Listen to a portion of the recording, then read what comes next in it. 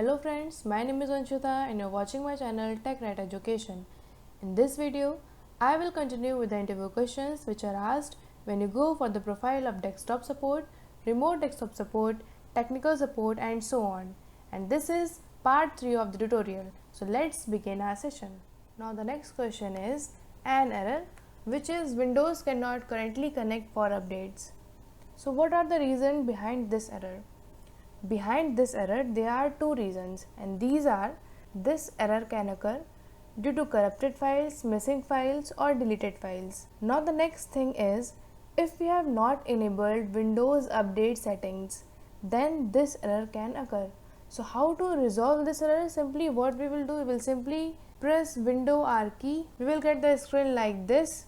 Now what we will do, we will type a command that is services.msc and hit enter. We will get the screen like this. Now what we need to do, we will simply find Windows Update. So we will drag down. Here you can see Windows Update. You can simply right click on it, go to properties, then go to startup. There you can see various things like update, manual, disabled. So what I prefer, select manual and click on apply, then OK. Now what manual do? It will perform update operation only when we search for it. When we select automatic, then what it will do? It will simply update automatically when the updates are available. So what are the disadvantages of this? The main disadvantage is this: it consumes our data without any permission. And what we think, our data is get stealed. But exactly what happened? Updates are taking place behind the scene because we have selected here automatic updates. Now if we select disabled, then what will happen? No updates will take place, which can cause the same error. Here I will prefer to select manual, click on apply, then OK. After this, your issue will be resolved. Now the next question is, what is VPN? So VPN stands for Virtual Private Network and it is private server. It is used by many of the companies, organizations, government, where they can communicate privately over this public network.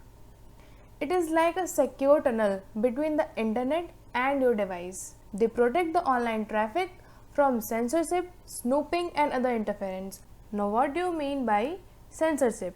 So censorship is the control of what can be accessed, published or viewed on the internet. What do you mean by snooping? Snooping is unauthorized access to another person or company's data.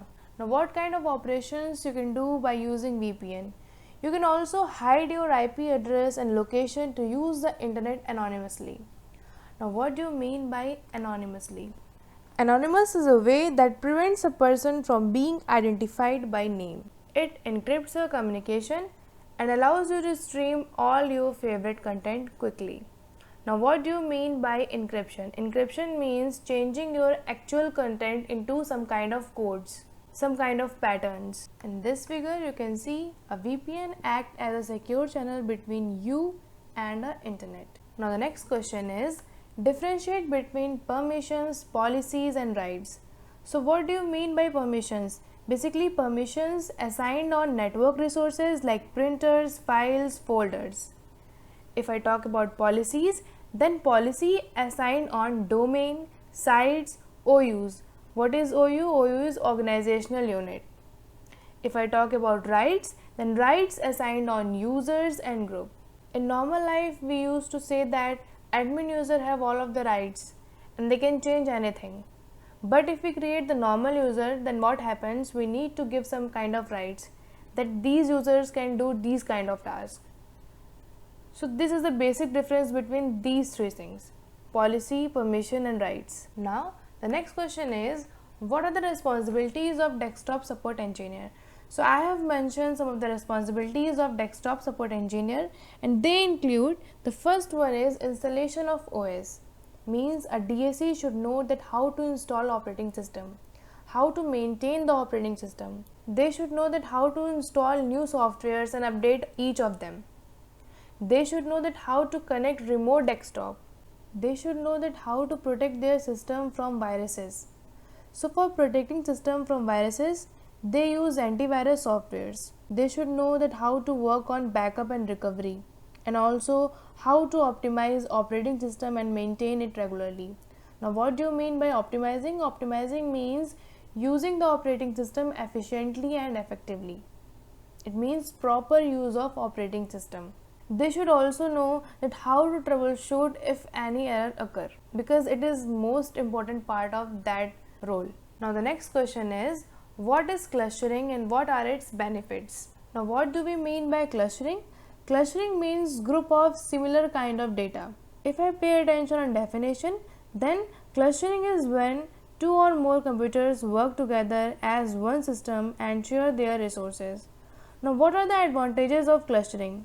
Suppose if more than one server is involved and one server fails, then what happens? Clustering allows the user to use an alternate server. Now the next thing is this: suppose we have lot of load on one server. Now what clustering allows? With the help of clustering, we can do load balancing. How? When one server is loaded with lots of users, with lots of requests, then with the help of clustering, new requests start going on the another server, which helps in load balancing. So these are the advantages of clustering. Guys, if you face any problem, then you can ask me with the help of comment box. You can also ask me with the help of my Telegram group, that is Tech Queries. All the links I have given in description. You can go through the link and join my Telegram group for the purpose of asking queries.